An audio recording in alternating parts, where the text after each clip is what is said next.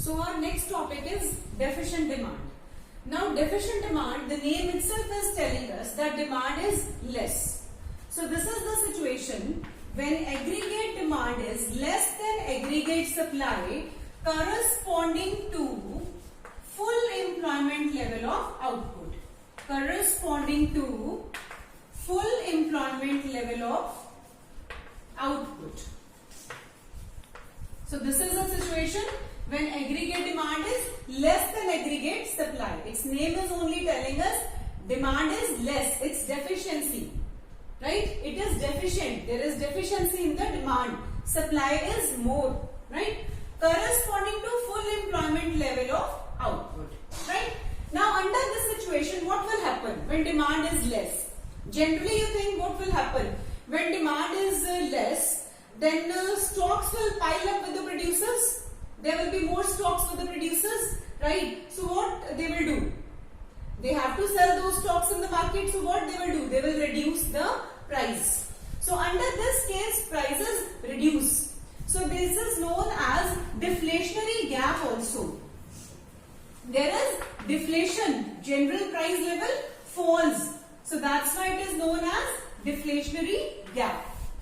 Now what is deflationary gap? When actual aggregate demand is less than required aggregate demand at full employment equilibrium.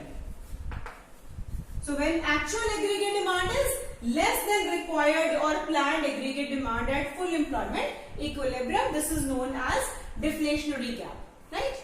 Now let us do this concept with the help of diagram.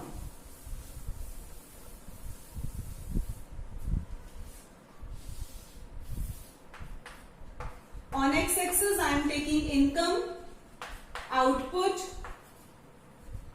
and employment, and on y-axis I am writing AD. This is aggregate supply starting from 0 point, that is point of origin, and this is our aggregate demand curve which starts from y-axis. Give it a name, say A here. This is our required aggregate demand or planned aggregate demand. They meet at a point, E point, say OY is the level of income. Now this is what? This is full employment level of income at E point. Now the concept is deficient demand. Actual aggregate demand is less. So this is AD1.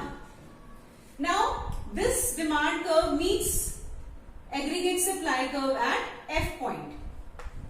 Now this is the situation of underemployment. At underemployment equilibrium, aggregate demand meets aggregate supply, means equilibrium point is possible, right? But here there is underemployment. Now this gap, this parallel gap between AD and AD1, this gap is known as deflationary gap.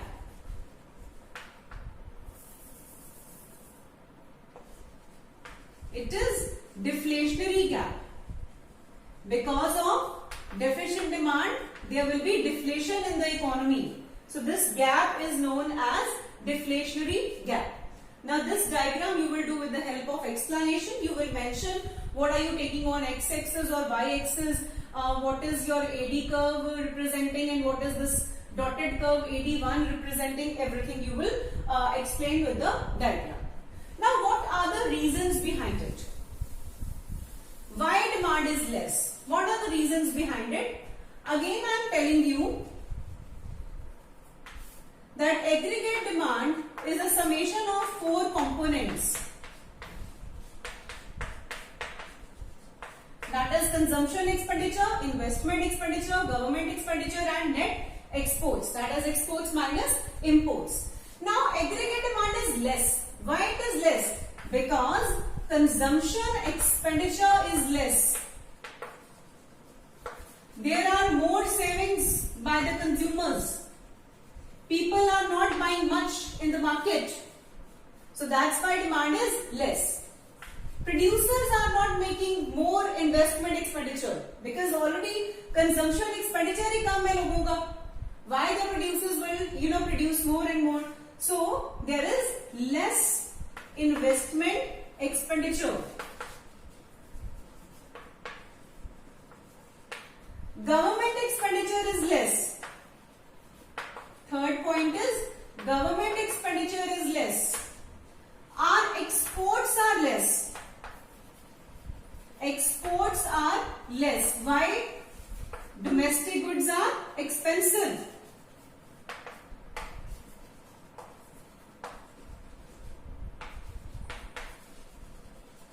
Imports are more. There are more imports. Why? Because international goods are cheap.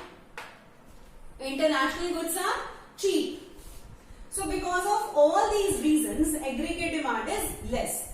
Then I am writing two more reasons. There are more taxes.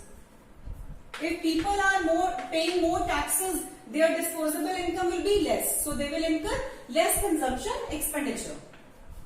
Then there is less money supply. Money supply ही कम है. How the consumers will spend money? So these are the reasons behind deficient demand. Right? Now let us read about their impact. What is the impact of deficient demand on the economy? What is the result of deficient demand? So under impact, you will read 3 points. First is effect on output.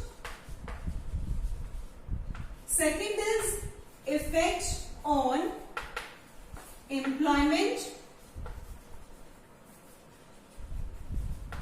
And third is effect on price level.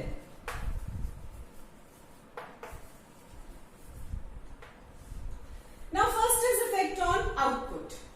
There is underemployment, so output will be less. Output will fall.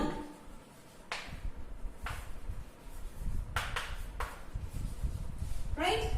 अब underemployment है, employment के क्या effect होएगा? There will be involuntary unemployment. लोग unemployed रहेंगे. ये नहीं कि voluntarily वो unemployed रहते हैं. Involuntary unemployment will be there, right? Then what is the effect on price level? I told you under deflationary gap also, prices will fall. Price will fall. Why price will fall? Because there is less demand by the consumers, so stocks will pile up with the producers. Producers want to clear up those stocks, right? So when they want to clear up the previous stock, what they will do? They will reduce the prices. So price will fall. This is the impact of deficient demand on the economy.